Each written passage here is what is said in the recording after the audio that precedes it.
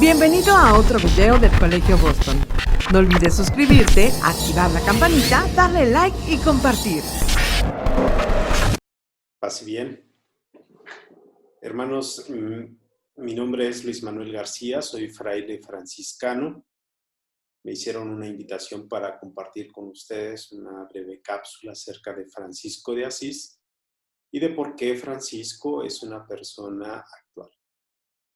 Para hacerlo, yo les propongo que abordemos de manera muy general el contexto en el que se desarrolla Francisco, algunas de las características de su personalidad y algunas experiencias que van marcando su vida y su proyecto.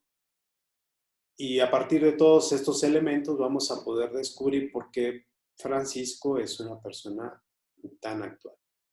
Después les propongo que mediante 3 pistas, cada uno de nosotros, hagamos un ejercicio personal para que la vida de Francisco pues, nos aporte algo para nuestra vida.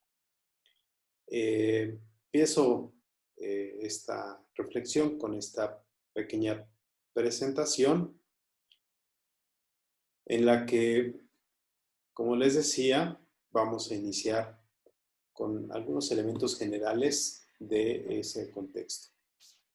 Empecemos porque en la Alta Edad Media van a surgir situaciones muy parecidas a las de América Latina. Vamos a encontrar 2 potencias que disputan el mundo. Por un lado, al Imperio Romano Germánico y por otro lado, el Imperio Pontificio. Aquí es en donde podríamos concentrarnos un poco más. Es una época de contrastes. Encontramos ricos cada vez más ricos, pobres cada vez más pobres. Encontramos un grupo de personas que intentan vivir con mayor radicalidad la vivencia del Evangelio, y a ellos se les llama el grupo de penitentes. Vamos a encontrar grupos de ladrones, injusticias. Como es un cambio de época y va disminuyendo ese modelo feudal y empiezan a surgir las comunas, también empiezan a surgir asociaciones sindicales para defender los derechos laborales. Vamos a encontrarnos con grupos que quieren conquistar fama y gloria a través de las famosas guerras santas. Hay un auge en el comercio y con esto vamos a encontrarnos predicadores ambulantes que critican al clero y a la clase alta por sus escándalos. Nos encontraremos también con trovadores que cantan las leyendas y celebran las proezas de los grandes caballeros. Promovían el heroísmo y hasta la guerra. Eso en cuanto a una mirada general al contexto. Los rasgos de la personalidad de Francisco los podemos agrupar en 2 momentos. Por un lado, él es una persona tenaz, propone proyectos y busca la manera de cumplirlos. Es una persona extrovertida y por ese carácter extrovertido, en algún momento lo llamarán el rey de la juventud. Muchos jóvenes les resulta interesante acercarse a Francisco. Es cortés en sus modales, tenía una muy buena formación y también es alguien comprometido con las causas sociales. Y digo esto porque en ese cambio de época empieza a surgir este deseo de libertad y de fraternidad. Cuando vive todo un proceso de cambio, vamos a encontrar otras características, como es la oración y la contemplación. Estas experiencias de oración y contemplación van a hacer que Francisco sea un apasionado por seguir las huellas de Jesús.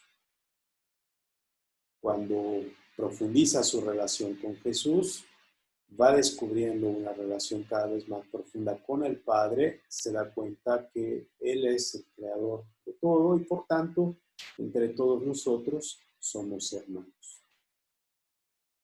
Las experiencias que van marcando su vida, decíamos que Francisco intenta ir a la guerra, de hecho va a la guerra, y esto por el deseo de buscar obtener gloria.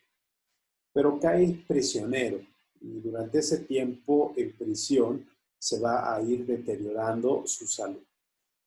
Cuando es rescatado de la prisión, pasa un tiempo de enfermedad y esa enfermedad le permite a él cuestionarse sobre el sentido de su vida. Recuperado, intenta ir nuevamente a la guerra, pero en el camino hacia Spoleto tiene un sueño que lo hace replantearse a quién está siguiendo. Entonces decide regresar a su casa. Ya con estas experiencias, Francisco va cambiando su vida. El momento más crucial, o uno de los momentos más cruciales, es en la ermita de San Damián, en el que se encuentra con el Cristo, que va transformando su vida y lo invita el Cristo a reconstruir la iglesia. Ahí surgirá esta oración de Francisco de "Oh alto y glorioso Dios, ilumina las tinieblas de mi corazón". Esto revela entonces el caos y la oscuridad que vive.